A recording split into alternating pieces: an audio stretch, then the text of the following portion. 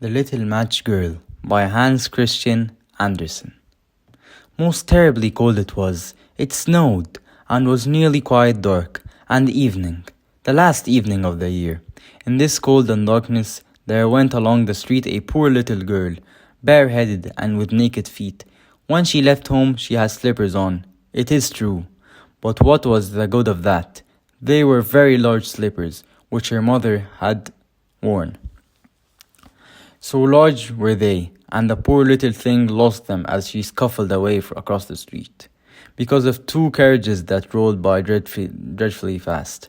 One slipper was nowhere to be found, the other had been laid hold of by an urchin, and off he ran with it.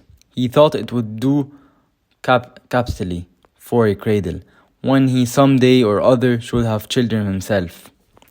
So the little maiden walked on her tiny feet, that were quite red and blue from the cold. She carried a quantity of matches in an old apron, and she held a bundle of them in her hand. Nobody had bought anything of her the whole livelong day. No one had given her a single farthing.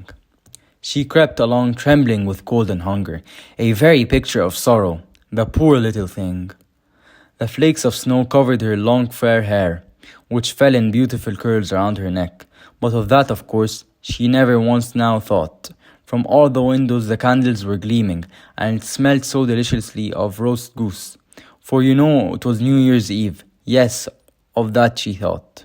In a corner formed by two houses, of which advanced more than the other, she seated herself down and cowered together. Her little feet she had drawn close up to her, but she grew colder, and to go home she did not venture, for she had not sold any matches and could not bring a farthing of money. From her father she would certainly get blows, and at home it was cold too, for above her she had only the roof, through which the wind whistled, even though the largest cracks were stopped up with a straw and rags. Her little hands were almost numbed and cold. Oh, a match might afford her a world of comfort, if she only dared take a single one out of the bundle, draw it against the wall, and warm her fingers by it. She drew one. Risht! How it blazed, how it burnt! It was warm, bright flame, like a candle, as she held her hands over it. It was a wonderful light. It seemed really to the little maiden as though she were sitting before a large iron stove, with burnished brass feet and a brass ornament at top. The fire burned with such blessed influence. It warmed so delightfully. The little girl had already stretched out her feet to warm them too, but the small flame went out. The stove vanished. She had only the remains of the burnt match in her hand. She rubbed another against the wall. It burned brightly, and where light fell on the wall, there the wall became transparent, like a veil, so that she could see into the room. On the table was a spread, snow-white tablecloth. Upon it was a splendid pork-lame service, and the roast goose was steaming, famously, with stuffing of apple and dried plums. And what was still more capital to behold was the goose hopped down from the dish, reeled about on the floor with a knife and fork in its breast, till it came up the poor little girl. When the match went out and nothing but the thick, cold, damp wall was left behind, she lighted another match. Now there she was sitting under the most magnificent Christmas tree. It was still larger and more decorated than the one which she had seen through the glass door in the rich merchant's house. Thousands of lights were burning on the green branches, and gaily colored pictures, such as she had seen in the shop windows, looked down upon her. The little maiden stretched out her hands towards when the match went out. The lights of the Christmas tree rose higher and higher.